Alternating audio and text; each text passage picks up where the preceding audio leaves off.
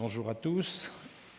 Je suis supposé être le chercheur de service.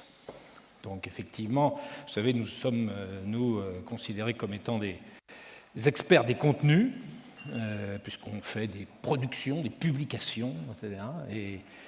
Et sans doute que c'est pour cela que nous faisons des conférences longues, casse-pieds de préférence, pleines de références, de jargon.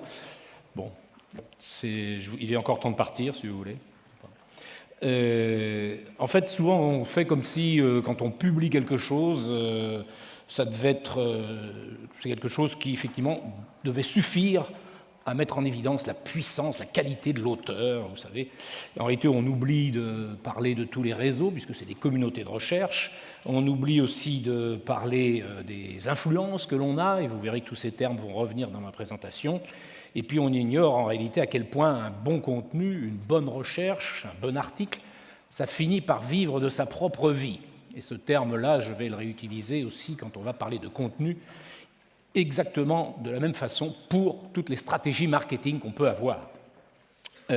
Effectivement, ce qui m'intéresse, c'est de vous faire comprendre à quel point ce n'est pas seulement une mode marketing, comme il y en a quand même assez régulièrement, mais qu'il y a quelque chose qui touche à un changement d'époque à travers cette idée de l'inbound marketing et de l'importance du contenu.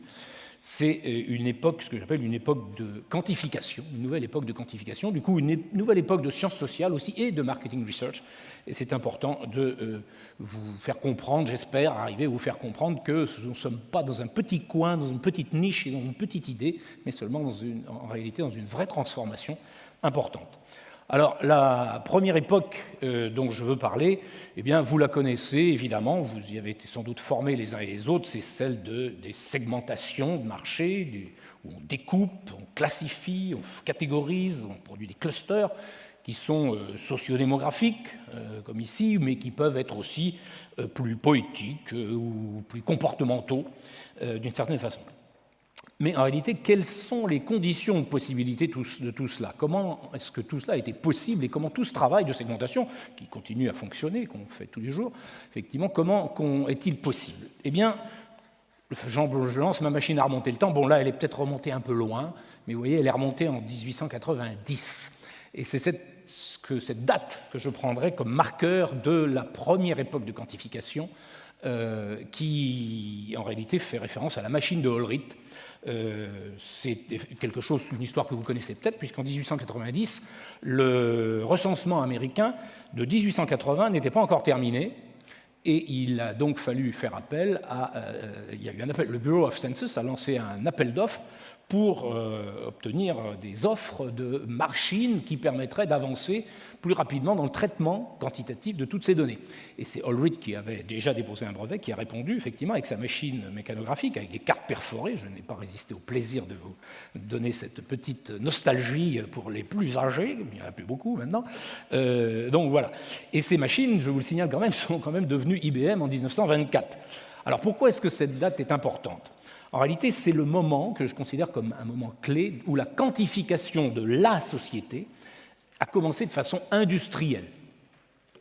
Et vous savez que IBM ensuite a vendu ces machines à tous les gouvernements, à toutes les villes notamment aussi, mais dans tout le monde occidental d'abord et un peu partout ensuite, et tout cela pendant quasiment un siècle.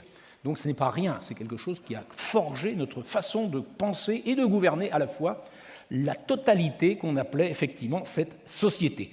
Pourquoi ? Parce que c'était l'occasion d'obtenir une image exhaustive. On avait enfin la possibilité d'obtenir une image exhaustive de la société.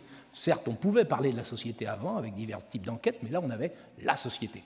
Et tout cela, c'est une condition élémentaire pour tous les calculs que nous continuons à faire de segmentation. Par exemple, eh bien, c'est quelque chose qui repose en arrière-plan sur l'idée que nous avons une forme de quantification de toute cette société. Alors, voici un petit peu comment je résume cette quantification. Vous verrez que je fais un usage abusif des tableaux, je le sais, et donc vous aurez, mais ça peut aider à résumer visuellement l'organisation de ma pensée, et ça peut vous donner des repères un peu plus clairs de ce point de vue. La première génération, effectivement, eh bien, elle est bâtie sur ces recensements, elle produit de l'exhaustivité, et vous voyez bien que ce sont les États qui sont les ordonnateurs, y compris les financeurs d'ailleurs de cette opération, et les acteurs opérationnels, eh bien, ce sont des instituts nationaux de statistiques qui se créent partout dans le monde au début du XXe siècle. Alors, ce qui est intéressant, c'est que c'est le moment où émerge justement une théorie de la société en même temps, c'est-à-dire une théorie de la société qui est créée par Durkheim. Je ne dis pas qu'il y a un rapport de causalité entre l'un et l'autre, entre les deux processus, mais il se trouve qu'au même moment, eh bien, Durkheim il produit une forme de théorie de la société. Tout ce qui va être construit et que nous continuons à utiliser comme des individus que nous classifions, eh bien, en réalité, ils sont, dans cette théorie, supposés agis par la société, justement. Et donc les thèmes qui étaient à l'époque ceux de Durkheim, c'était la division du travail, l'État-providence, qui était le problème clé de toute cette époque, et en réalité, c'est la société comme structure qui se trouve agissante.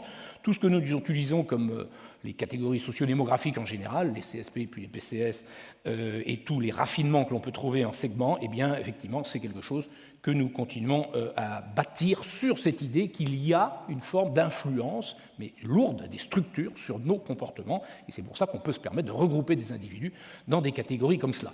Alors évidemment, cette segmentation-là, elle repose aussi sur des CRM, et puis elle relève en fin de compte d'une forme de ciblage, une forme de balistique où on vise des publics, des groupes qu'on a identifiés, dans lesquels on agrège de façon sommaire, certes, quelquefois, mais au bout du compte, on a réussi à travailler avec ça jusqu'ici. Et en réalité, je pense qu'on a affaire là à des ondes longues, ce n'est pas quelque chose, une structure sociale, ça ne change pas toutes les semaines, et heureusement, parce que sinon, il faudrait changer de stratégie toutes les semaines aussi. Et en réalité, on a quelque chose d'un peu plus long, et on voit bien qu'il y a des phénomènes de longueur d'onde assez longues qui vont créer des effets de structure. Alors ça, c'est cette première génération. La deuxième génération, en réalité, elle intervient une quarantaine d'années plus tard, et c'est celle qui nous permet de passer de la mesure d'audience à l'opinion publique. Et en réalité, ce qu'il faut bien noter, c'est que tout cela vient aussi d'une condition technique un peu particulière, c'est le rôle de la radio. La radio, effectivement, c'est le premier mass média qui, ça ne veut pas dire qu'il n'y avait pas des médias avant, puisqu'il y avait des journaux, effectivement, mais la radio, c'est celle qui va unifier des audiences à un niveau national, c'est vrai notamment pour les États-Unis, mais c'est valable ailleurs aussi, et tout cela, ça naît en 1920, et ça se développe, y compris avec la publicité très très vite, et c'est quelque chose qui, dans les années 30, fait l'objet aussi de mesures d'audience du côté de Gallup et de Lazarsfeld, de façon séparée d'ailleurs, l'un étant plus opérationnel et business, et l'autre étant plus académique. Et des deux côtés, ils ont étudié ces médias, y compris dans les médias classiques, des journaux ou des revues même qu'ils pouvaient calculer. Et en réalité, c'est à partir de cela qu'ils ont construit leur idée d'une opinion publique, et ils l'ont étendue effectivement aux campagnes électorales avec ce coup de maître qui fut celui de Gallup en 1936, quand il prédit la victoire de Roosevelt contre toutes les autres méthodes qui n'avaient pas du tout anticipé cela. Donc c'est là où il y a un coup qui évidemment n'a pas suffi pour que tout cela gagne et finisse par convaincre l'ensemble d'une société qu'il existe quelque chose comme de l'opinion, mais pour y parvenir, comment a-t-il réussi à monter tout cela? Eh bien, il a fallu notamment ce basculement en mathématiques et en statistiques, qui était effectivement le principe de l'échantillonnage, le sampling. Ça vous paraît tout à fait ordinaire et banal maintenant, mais je vous rappelle quand même que ce n'était pas du tout reconnu. Il a fallu un certain temps pour que ce soit reconnu par les statisticiens eux-mêmes, et pas seulement à l'extérieur. Il a fallu que les probabilités soient construites, même si depuis c'était quelque chose qui effectivement était déjà existé depuis assez longtemps, mais en réalité c'est depuis le moment où surtout Bowley a dit effectivement il y a une erreur probable et on peut la tolérer, on peut l'admettre, et avec Neyman on pouvait construire des intervalles de confiance.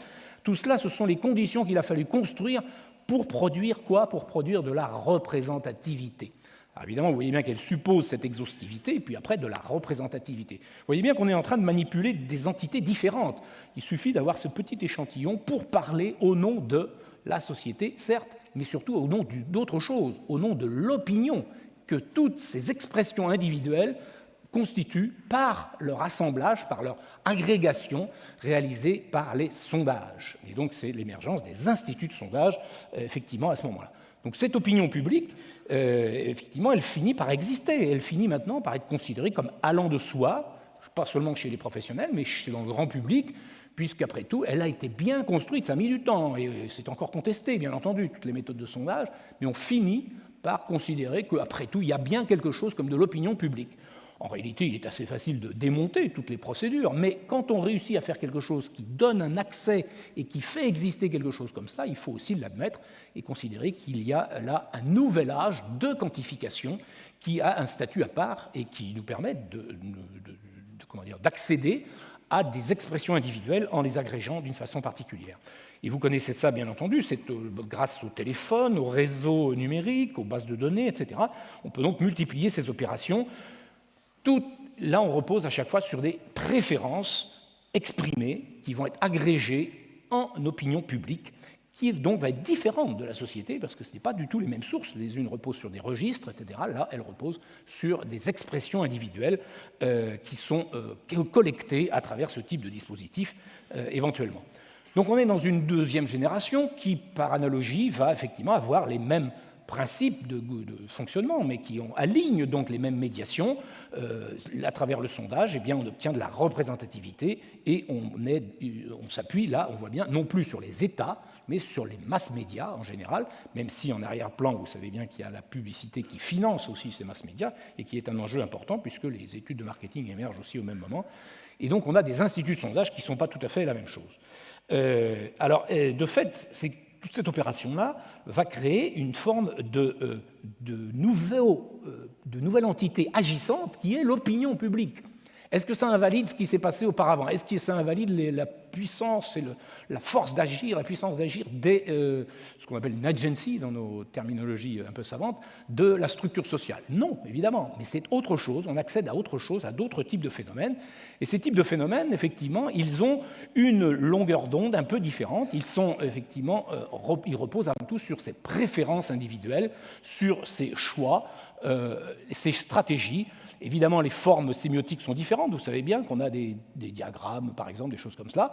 Et les questions qui sont posées à l'époque, s'il y a eu tout ce travail de fait sur les questions d'opinion, c'est aussi parce qu'on avait, dans les années 30, vous comprenez bien, un souci réel sur les questions de propagande, d'enjeux des médias et d'influence qu'ils pouvaient avoir.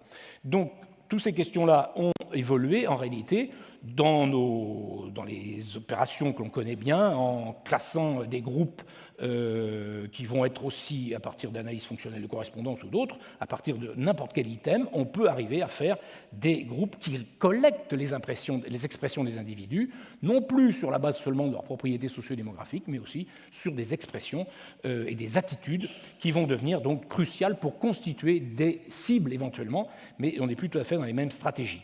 Vous avez connu peut-être pour les plus anciens aussi cette époque des sociostyles d'une certaine époque qui était aussi en vogue et qui, sous des formes différentes, est encore présente assez fréquemment dans les expressions. On peut trouver une trace de cela aussi dans le Consumer Journey, dans tout ce qui est lié à une étude plus fine des parcours individuels dans la relation à une marque. On voit effectivement l'évolution de l'attitude, on peut suivre l'évolution de l'attitude du consommateur, depuis l'awareness jusqu'à l'advocacy, et ce sont ces choix individuels, ces points de contact avec les marques qui deviennent clés. Donc vous voyez qu'à chaque fois, là, on a glissé d'une totalité qui agissait, c'était donc la structure, effectivement, et on a glissé à quelque chose d'autre, ce sont les tendances, ce sont en réalité les profils, les choix individuels, pardon, pas les profils, les choix individuels qui sont faits. Et bien là, on se retrouve effectivement avec une focalisation sur des tendances et avec des méthodologies que vous connaissez, dont vous avez entendu parler, et notamment cette focalisation sur les influentials, sur ceux qui vont être capables de précisément faire circuler et de traduire dans leurs préférences, d'avoir un effet sur le reste des consommateurs notamment. Donc les méthodes qu'on emploie à ce moment-là ne sont pas les mêmes. Il y a une quantité de méthodes pour cela, et on traite en réalité d'autres choses. On est en train de traiter que la segmentation. On est en train de traiter autre chose. On est en train de traiter des processus d'influence. On est en train de faire attention à des cycles qui ont une longueur d'onde plus courte, qui reviennent avec les modes, qui reviennent avec les cycles de vie des produits, avec les élections y compris. Donc tous ces éléments-là sont d'une autre génération. Ça n'invalide pas, encore une fois, ce qui a été dit auparavant. Et ça permet d'avoir, en revanche, des approches différentes qu'on a tendance quelquefois à confondre ou à agréger trop vite. En réalité, c'est le point important que je voudrais faire. Pour la troisième génération qui vient, nous sommes entrés dans une autre époque qu'il convient de ne pas confondre avec les précédentes ou de ne pas penser qu'on peut tout assembler tout de suite, très vite, et on va avoir la totalité du monde sous la main. Eh bien non, on a des approches différentes, on a des méthodes spécifiques, et c'est de ce point de vue qu'il faut être un peu, de faire son deuil quelquefois de cette idée de l'explication totale. C'est vrai pour les chercheurs, c'est sans doute vrai aussi pour ceux qui sont aux commandes des stratégies marketing, où on voudrait avoir cette totalité. Ben non, on est obligé d'y entrer par des angles différents, et c'est après tout comme cela qu'on définit des stratégies diverses, il faut bien l'admettre. Donc ces deux générations précédentes, elles se trouvent elles-mêmes amplifiées par le numérique. Je dis souvent amplifiées plutôt que révolution numérique. Le numérique amplifie tout, si vous voulez. Il amplifie tout, et puis au bout du compte, il y en a qui sont plus amplifiés que d'autres, quoi. Et finalement, il y en a qui prennent une place inédite. C'est le cas de cette troisième génération. Celle-ci, effectivement, émerge avec le numérique à un niveau de visibilité qu'on ignorait complètement jusqu'ici. Et c'est ce que j'appelle, c'est tout ce que l'on voit à travers les mesures, notamment de ce tweet per second. On est là dans une vibration collective, ici c'est la mort de Ben Laden, et nous sommes pris dans cette dynamique, ce que j'appelle des réplications à haute fréquence, qui sont générées par les réseaux sociaux notamment. Donc il y a un dispositif technique particulier, ce ne sont plus le recensement, ce n'est plus la radio, mais ce sont les réseaux sociaux qui nous font vivre une autre ère de quantification, une autre ère de perception de notre propre vie collective, et c'est ce que j'appelle effectivement les réplications, ce qui est un peu plus sophistiqué pour essayer de penser les vibrations elles-mêmes que nous pouvons ressentir. Nous sommes de fait des sismographes, nous vibrons ensemble. Et nos vibreurs, d'ailleurs, sont tout à fait significatifs de tout cela. Ces alertes permanentes, ces notifications que nous recevons, eh bien, cela aide aussi à générer ces répliques, à transférer, à nous mettre sous l'influence de contenus qui circulent. Et vous voyez où je veux commencer à en venir. Nous avons effectivement les outils pour mesurer tout cela. C'est cela qui est intéressant. Auparavant, ça existait, il y avait des rumeurs, il y avait un certain nombre de conversations, comme on disait. Mais qui pouvait les mesurer ? Personne. Actuellement, nous avons désormais les outils pour mesurer tout cela, notamment Twitter, qui est de ce point de vue excellent et qui sert aussi à cela. Un outil que nous utilisons, par exemple, je suis en train d'en développer moi un identique à l'École polytechnique fédérale de Lausanne, à l'EPFL, eh bien, ce sont des meme trackers. Des meme trackers, eh bien, ça permet de suivre en temps réel des réplications, un même contenu qui est repris, répété, transféré, modifié. Ici, ce sont les citations pendant la campagne électorale de Obama, et comment il va se transporter de compte en compte, de blog aux médias, en passant par les réseaux sociaux, etc. Donc là, on a effectivement ces effets de vibration collective où on trace des contenus qui circulent, précisément. De la même façon, quand on traite des mèmes, eh bien, on est dans cette configuration où on voit ici comment certains mèmes génèrent des bursts, ce qu'on appelle des bursts, des cascades, et puis aussi, quelquefois, comment il peut y avoir des retours. Et ça, voilà un mème absolument désopilant. How to be skinny. Notice that your body is covered with skin. Say, wow, I'm skinny. Congratulations, you're now skinny. Bon, ce qui fait rire des millions de personnes, évidemment, et c'est amusant, c'est vrai, mais alors le problème, c'est que ça a un effet absolument extraordinaire de propagation, qui est un cas d'école, si vous voulez, qui est étudié par des gens comme Shen, Adamik, Leskovec et Kleinberg. Il se trouve que, comme par hasard, Adamik est à Facebook, et c'est étudié sur des dizaines de millions de posts Facebook, ce que beaucoup de gens n'ont pas les moyens de faire, vous vous en doutez. Donc ce qui est intéressant, c'est qu'on a effectivement aussi la possibilité que tous ces patterns de réplication, on peut les suivre aussi sur des features d'une certaine entité. Ici sur l'iPad, eh bien, on peut s'appliquer à des features spécifiquement, et pas seulement à l'analyse d'un réseau qui favoriserait la propagation, ou à des influentials, qui seraient des nœuds clés dans la propagation. Ce sont les features aussi des contenus qu'on peut analyser pour comprendre pourquoi ceux-là ont une capacité à circuler plus que d'autres. Vous voyez ? Alors c'est le cas qu'on peut trouver effectivement dans les avis de consommateurs que l'on fait en opinion mining et en sentiment analysis, et on peut du coup s'en servir pour comprendre comment ça se propage, comment ça aide éventuellement à modifier la stratégie produit. Ça c'est très utile, et tout cela en réalité souvent est agrégé dans des indicateurs plus larges qu'on appelle effectivement des indicateurs de réputation, qui n'est pas à la mesure de l'opinion, je le précise, parce que l'opinion, précisément, elle est construite à partir des expressions dans des systèmes de sondage, ce n'est pas la même chose. Ici, nous sommes dans des situations où on mesure la réputation à partir d'indicateurs divers. Le calcul, donc la quantification, désormais, là, va se faire à la volée, à haute fréquence d'ailleurs, et en agrégeant de nouvelles conditions, de nouvelles conventions, pardon, mais des conventions qui ne sont pas très stables. Donc c'est pour ça qu'on a un peu cette prolifération de mesures qui fait que tout le monde est un peu perdu et qu'on vend souvent. J'ai écrit un bouquin entier sur l'opinion mining et le sentiment analysis. On se rend compte qu'en réalité, on vous vend beaucoup de bullshit, pour le dire poliment. Et donc, à partir de ce moment-là, c'est un petit peu le problème. On a du mal à c'est comme les sondages, si vous voulez, au début. Maintenant, ça a mis très longtemps à se stabiliser. On est encore très loin d'une stabilisation des conventions pour savoir exactement ce qu'on mesure en faisant cela. Mais on sait qu'on exploite des traces et non plus des expressions, même si dans les traces, il y a des commentaires, il y a des choses qui sont linguistiquement utilisables.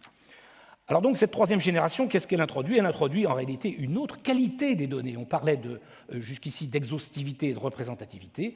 Et bien désormais, on va parler de traçabilité. De traçabilité qui suppose un certain nombre de conditions à réunir pour qu'elle soit qualitative. Mais du coup, il faut bien admettre aussi qu'on a un peu perdu l'exhaustivité. Est-ce que l'on sait qu'est-ce que c'est que tout le web? Non. Ça n'existe pas.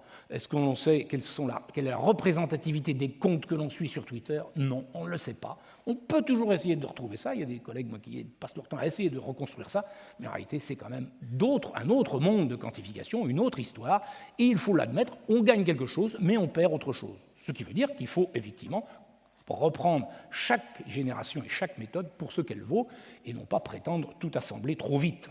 Vous voyez bien qu'ici, les conditions de financement ont totalement changé, puisqu'on se retrouve désormais avec des marques qui sont aux commandes, puisque tout l'Internet dépend de la publicité qui les finance. Et donc, c'est très, très important de comprendre à quel point nous avons changé, là aussi, de génération. Ce ne sont plus les États ni les médias, ce sont les marques qui sont au cœur même, à la manœuvre, pour générer ces traces. Et évidemment, à travers quoi? À travers les plateformes, les grandes plateformes. Et donc ça, c'est très très important. C'est quelque chose qui change complètement la façon dont la quantification elle-même est restituée aussi aux acteurs eux-mêmes, en l'occurrence nous-mêmes, individus. Nous ne recevrons pas un feedback du même type que quand nous avons un recensement ou quand nous avons des sondages qui disent « les Français pensent que ». Voilà, là, c'est plus tout à fait la même chose. Alors évidemment, dans ce cadre-là, il y a dans ce pouvoir d'agir des réplications, puisque c'est cette spécificité sur laquelle j'insiste pour cette génération, il y a des fondateurs. Alors ce qui est assez intéressant, c'est que ces fondateurs, en réalité, ils ne pensaient pas avoir créé cela, mais en réalité, ils travaillaient sur la scientométrie avec l'analyse des citations. Et c'est ce principe des citations, de circulation des contenus et de références collectives qui, en réalité, peut expliquer, y compris qui explique d'ailleurs l'algo de Google en tant que tel, il est issu aussi de ces algos de scientométrie, pas de scientologie, de scientométrie. Et donc c'est quelque chose d'important à avoir en tête. Tous ces éléments-là, les faits scientifiques, tout ce qui émerge, les innovations techniques, eh bien tous ces auteurs-là ont été capables de les tracer. C'est-à-dire des phénomènes qui ne sont ni liés aux structures, ni liés seulement à quelques stratèges géniaux. Ce sont des phénomènes qui émergent d'une activité collective et ça demande justement d'autres types d'analyse des traces. Donc le big data et le machine learning sont l'environnement technique et calculatoire qui va permettre de traiter tout cela dans une nouvelle époque de quantification. Et on peut du coup corréler toutes les dimensions, toutes les variables, à condition d'avoir effectivement un grand volume d'observations, ce qui fait une des conditions du big data et ce qui limite aussi d'ailleurs l'exploitation de toutes ces technologies. Quand nous, en sciences sociales, on a l'habitude de faire des petits échantillons, oui, là, ça ne suffira pas.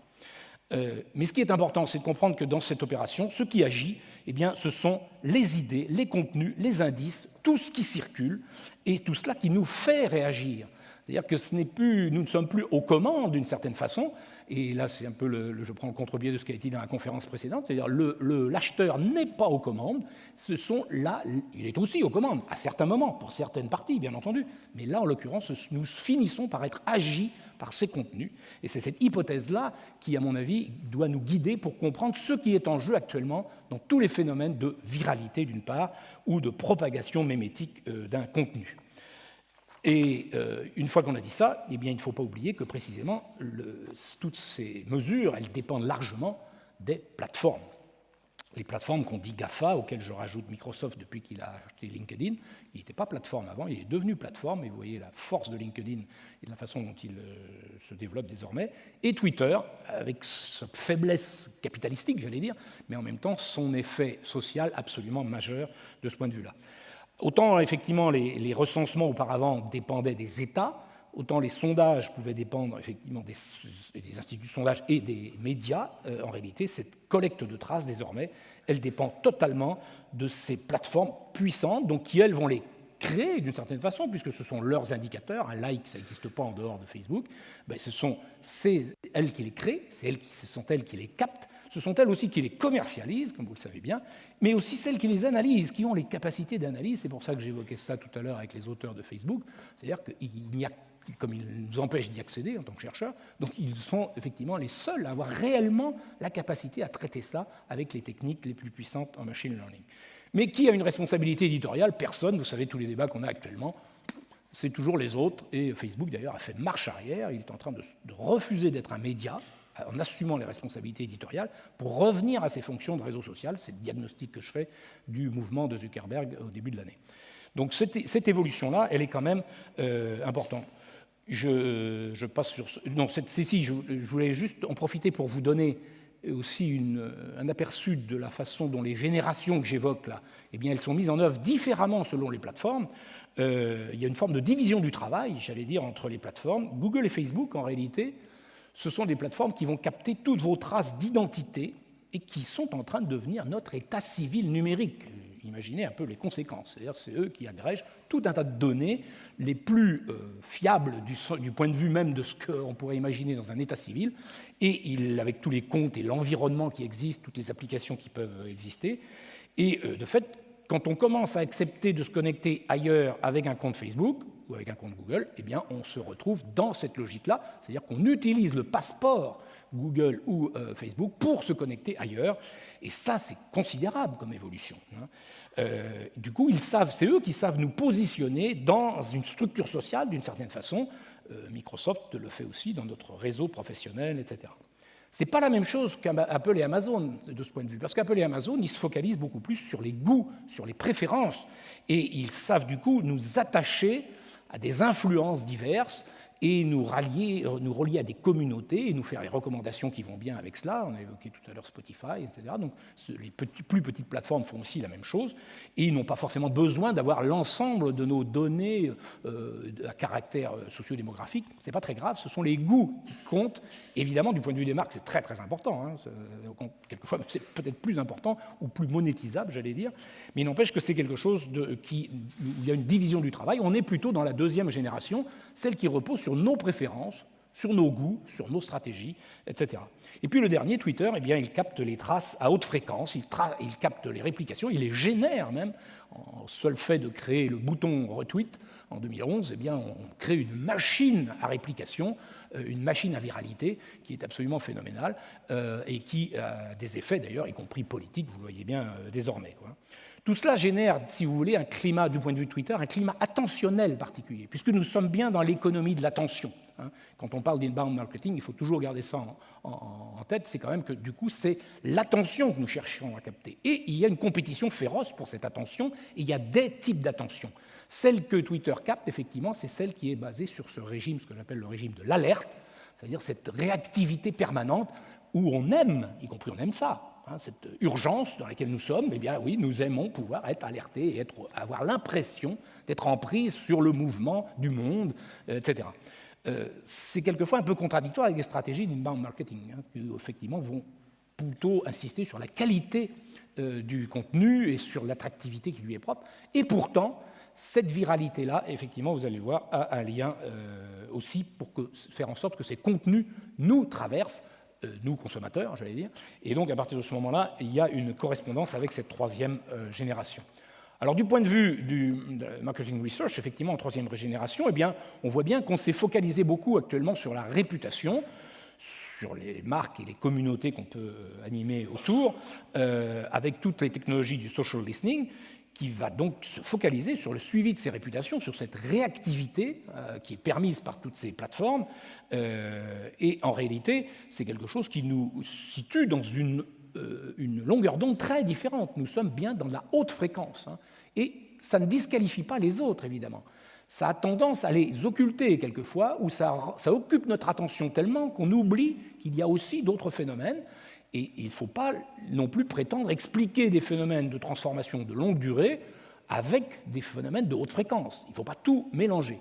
Donc mon souci, ce sera celui-là, ne pas tout mélanger et bien savoir dans quelle génération on se situe, et pour autant sans disqualifier les autres. C'est très important aussi d'avoir cette tolérance, c'est pas un problème de tolérance, c'est un problème de lucidité sur les types de méthodes qu'on applique qui traitent des données et des entités différentes. Celle-ci, je vais passer. Et si vous voulez, le point important, c'est qu'au bout du compte, tout cela nous permet de prendre en compte la capacité d'action des contenus eux-mêmes. Et là, on n'est plus précisément dans l'idée de la réputation seulement, qui agrège tout cela avec une réactivité extrême, mais c'est le fait qu'il y a des contenus qui nous agissent, qui nous traversent, et tout précisément, il faut en rendre compte sous la forme d'une théorie de réplication. C'est ce que j'utilise ce concept-là pour regrouper tous ces phénomènes-là. Ces contenus-là nous traversent, nous cherchent d'une certaine façon, et c'est exactement ce qu'on fait dans l'inbound marketing, c'est effectivement, on fait en sorte que les contenus vont chercher, attirent des lecteurs, des futurs acheteurs, etc. Et cette viralité, cette propagation mimétique, elles sont effectivement essentielles, même si elles ne sont pas limitées à la haute fréquence, comme on le voit notamment pour un certain nombre de stratégies de inbound marketing. Alors comment en vient-on effectivement à l'inbound marketing lui-même? Eh bien, il faut admettre qu'il a aussi trois générations, d'une certaine façon. Il a aussi trois générations. On l'a vu très souvent dans la littérature, dans les expériences qui sont racontées. On a une tendance très importante à se focaliser sur les personas, sur donc des positions sociales a priori qu'on définirait sur les acheteurs potentiels, sur les contacts qu'on veut avoir. Tout cela, c'est quelque chose qui, évidemment, n'est pas faux. Hein, mais en même temps, on montre qu'on n'a pas forcément pris en compte la dimension du contenu. Ou sur les leads, on peut essayer de viser tout cela. On est dans une nouvelle version de la segmentation ou des influenceurs selon le type de leads qu'on veut chercher, etc. Mais l'important pour moi, c'est effectivement qu'il faut aussi, surtout dans l'inbound marketing, essayer de travailler sur ces capacités d'agir du contenu. Et ce n'est pas seulement la 25e version d'un livre blanc qu'on vous fait circuler ou qui cherche à vous attirer, ce n'est pas cela qui suffit, si vous voulez. Il va falloir être capable de justement lui trouver des propriétés, et ces capacités d'attraction vont être très, très importantes. Ces qualités-là ne sont pas intrinsèques, elles ne vont pas de soi, si vous voulez, il faut les travailler. Il n'y a pas des recettes non plus a priori. Effectivement, ça dépend bien entendu d'un public et des stratégies qu'on peut avoir, mais il faut aussi prendre au sérieux la façon dont on compose les propriétés sémiotiques, leur capacité à capter l'attention, les propriétés sémiotiques de ces supports et de ces contenus. Il doit avant tout il doit faire une différence, hein, puisque dans ce monde de captation de l'attention et de rareté de l'attention, il faut effectivement être capable de faire une différence. Et tout ce qui est de l'ordre du copycat, où je refais la énième version des recettes ou du livre blanc, comme je le disais, ça ne suffira pas. Et il doit être attractif, donc ça veut dire que sa forme elle-même doit être attirante et doit générer aussi une forme de réplication. Alors ce n'est donc pas un funnel de plus, pas seulement un funnel de plus, où effectivement on sait d'avance où on arrive, qui est en réalité une forme nouvelle de la balistique que j'évoquais précédemment sur la segmentation. Le contenu doit être attractif effectivement dans ses visuels, dans sa rédaction, dans son contrat d'interlocution, comme on dit, c'est-à-dire quel est le statut que vous donnez à l'interlocuteur? Est-ce qu'il sent qu'il est une cible seulement, ou est-ce qu'en réalité vous sentez qu'il peut y contribuer d'une part, ou qu'il a sa capacité à se l'approprier avec ses propres expertises, ses propres expériences? Et là, c'est le cas, par exemple, de solutions effectivement, qui s'adressent à des experts, donc il y a moins de viralité que d'attractivité, hein, donc de marketing entrant au sens strict du terme, mais aussi on peut aussi favoriser dans le même temps des dimensions virales qui vont jouer, par exemple, sur des moins experts, sur des contenus qui vont avoir des caractéristiques moins expertes et qui pourtant vont avoir une capacité de générer de la viralité et avec un contenu de qualité où on raconte des histoires. Donc le storytelling, ce n'est pas seulement une mode là aussi, c'est quelque chose qui va aider à créer des attachements à des personnages, à des situations, et puis à la marque indirectement, si on ne veut pas être directement à tout prix brandé dès le départ, quoi. Et tout cela, si vous voulez, ça nous oblige effectivement à ne pas traiter seulement les contenus que l'on a comme des baits, comme appât, disons, pour des leads. Il faut, si on fait ça, c'est quelque chose qui sera très rapidement disqualifié, qui place justement le lecteur, qui le sent, qui le place directement en position de cible, et non pas de décideur. Donc pour ça, paradoxalement, il va falloir accepter aussi que le contenu nous échappe. Si on considère que la génération que j'ai évoquée et que l'inbound marketing fait partie de cette génération-là, où le contenu circule et que c'est cette capacité d'attractivité des contenus et de circulation des contenus qui crée une nouvelle agency, qui a un nouveau pouvoir, qui n'élimine pas les précédents, eh bien, si on se focalise sur cet aspect-là, eh bien, il va falloir admettre aussi que quelquefois, le contenu nous échappe, que le message vit sa vie, qu'il est reproduit, qu'il est repris, rediffusé éventuellement, et du coup, ça veut dire que ce n'est pas à tout prix brandé. C'est pas à tout prix brandé. En revanche, c'est intéressant qu'il soit sourcé, qu'on soit capable de repérer d'où ça vient, etc. Donc tous ces éléments-là constituent effectivement une forme de modestie, j'allais dire, sur la capacité à orienter une stratégie dans ce domaine-là. Le mieux que l'on puisse faire, effectivement, c'est de s'assurer que ce que l'on vise, ce que l'on produit comme contenu, ait réellement ces qualités de différenciation, d'une part, et d'attractivité, d'autre part. Et donc, il va falloir accepter ce pouvoir d'agir des entités qui circulent, des messages, des idées, des contenus. Ça veut dire que l'acheteur n'est pas tout puissant. D'ailleurs, Steve Jobs disait jamais que l'acheteur était tout puissant. Hein. Il disait au contraire, je vais lui dire moi ce qu'il veut. Hein. Donc, vous voyez, ce n'est pas tout à fait la même stratégie. En revanche, ici, ça ne veut pas dire non plus que du coup le contenu fait tout, évidemment. Hein. Mais le contenu, ici, dans ce cas-là, nous agit. Et c'est cette capacité du design de contenu qui est important et qui donne aux concepteurs, aux designers, une marge de manœuvre très très importante et qui mérite une attention particulière. L'intérêt, c'est qu'on va pouvoir suivre à la trace désormais tout ce pouvoir d'agir, toute cette agency, et on va pouvoir concevoir les messages en fonction de ces objectifs. Donc l'important, c'est de ne pas considérer l'inbound marketing comme une nouvelle recette qui serait en fait subordonnée au ciblage ou aux influenceurs, et de comprendre que les mécanismes de propagation des réseaux sociaux donnent naissance en réalité à une nouvelle époque de quantification dont fait partie l'inbound marketing et qu'il convient d'étudier plus finement. Si vous voulez exploiter un certain nombre de travaux qui permettent d'entrer dans ces questions-là, effectivement, j'y ai une référence un peu plus sophistiquée sur le plan technique, qui est sur l'opinion mining et le sentiment analysis, qui est en open édition. Une discussion plus académique que vous trouverez sur un blog que je tiens en permanence sur le sujet des sciences sociales de troisième génération, et puis un ouvrage de synthèse sur sociaux du numérique, et tout le reste se trouve dans mon blog boulier.bzh, dans mon site boulier.bzh. Vous voyez qu'il y a clairement une connexion bretonne dans cette affaire. Je vous remercie de votre attention.